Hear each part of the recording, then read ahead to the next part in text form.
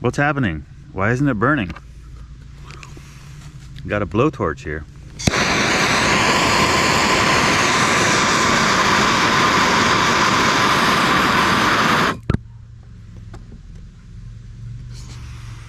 See all that moisture? How the lens got foggy? So there's a ton of moisture in this fuel because it's been living, it's been growing, it's been sucking up moisture and growing. And until we boil that out, it won't burn.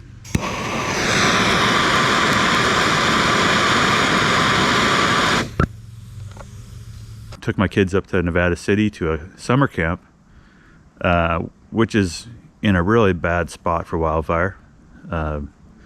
So checked out the fuels there.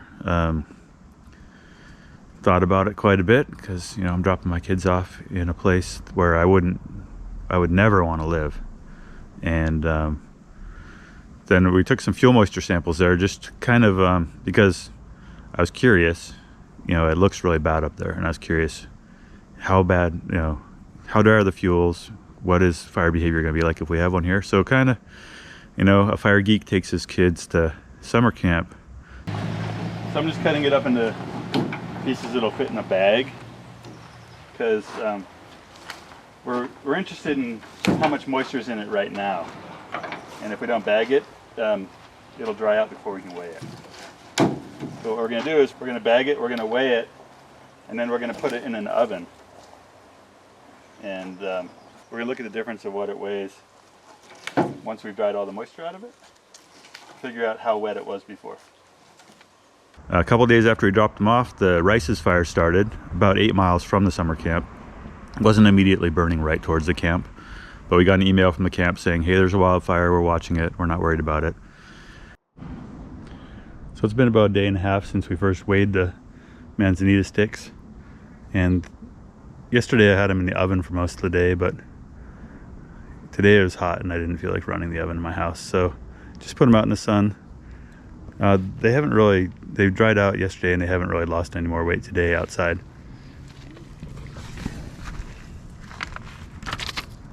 So I ran the numbers, and what the numbers told me from my little equation was that these manzanita twigs are at 65% live fuel moisture. And that's basically what we call getting to a critical level, meaning that if there's dead material in with the live material, that these will burn and burn well. Yeah, so knowing that fuels are nearing critical levels, you know, it's a little nerve-wracking having my kids at this summer camp surrounded by this really wild amount of vegetation. And that same day I had to go up to Lake Tahoe, so I drove by the fire and checked it out and realized it wasn't really a threat to my kids or really of going anywhere. Went to South Lake Tahoe, looked at some fire hazard projects up there, talked to people about their fire hazard, went over to Olympic Valley, the ski resort formerly known as Squaw Valley, and spent an afternoon riding around there on e-bikes, checking out fire hazards as part of Community Wildfire Protection Plan we're writing for them. And then wound up that trip going over to Quincy and looking at some forestry projects that are being proposed by the Forest Service, and talking with foresters about how they're going to maintain these projects and ways that we might be able to use prescribed fire. And wrapped up that trip by coming down Bucks Lake Road, down through the Bear Fire and Berry Creek, which I hadn't seen. I've been kind of afraid to go to some of my favorite places up there and see what they look like after the fire. So I was road tripping for about 4 days. 3 of those were with my boss, owner of Firestorm and Deer Creek Resources. And, you know, it's always interesting to drive around with someone who's spent a lot of time working on the land. Firestorm has done fuel spinning and prescribed burning all over Northern California over the last 25 years. My boss has been part of a lot of that. And so we saw places where there's been work that they've done in the past. It still looks good. We saw places where they've done a lot of work in prescribed burning that just got totally incinerated in the Bear Fire. So it's sobering, and, you know, we're all just learning as we go. I was glad to have a chance to be out there with someone who's spent a lot of time tending this land And I think, all of us are kind of reeling from this wake-up call that we're getting, where a lot of what we thought we were doing that was going to work isn't working.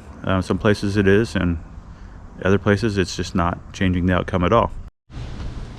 So as we drove down Oro Quincy Highway yesterday, we were looking at the Bald Rock Road, going through what used to be Berry Creek.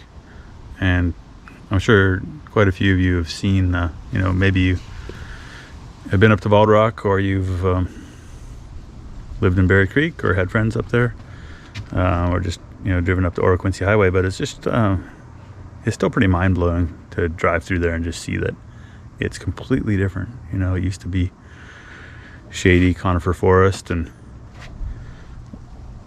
now it's just open. We only saw 2 or 3 houses that survived in all of Berry Creek. And I mean, it's one of those places where you drive through before and you knew it was bad as a firefighter. You had a feeling every time you drove through there that eventually something bad would happen. But it still kind of boggles the mind that the scale of which it's like paradise. Even though a lot of us knew that it was coming, there's not much that prepares you for actually seeing what happens when wildfire takes out the town. And a lot of work had been done around Berry Creek, but it reminds you that just cutting a little brush around your house ain't gonna do it. These fires are moving at the landscape scale, and it is interesting to see new houses being built there. And also just the amount of regrowth, just amazing verdant kind of jungle of oak sprouts and brush coming in and tall grass. And it's just this whole new landscape. Very resilient, very different, super productive, just growing vegetation like crazy. And that's never going to stop. So, I think just understanding that if you commit to living in a place like this, that you're going to be in a constant relationship with vegetation. It's just going to keep growing. And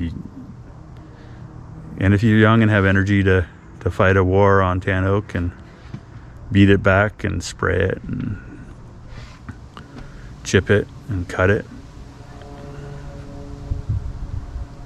you might make it there. But looking at how few places survived this last fire, it's not to be trifled with.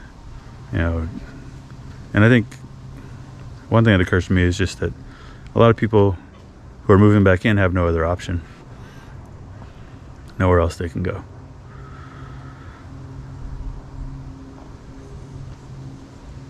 But it ain't no good place to live. We can live with the memory of what it was, and we can move back, and we can imagine that 30 or 40 or 50 years from now it's going to be really nice. But we shouldn't turn off the part of our brain that remembers what happened.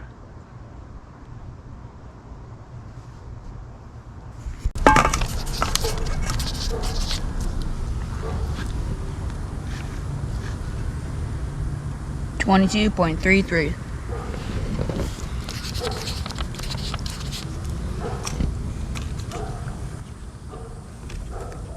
All right, what are we gonna do now? Burn them? All right, let's see how it goes. Okay.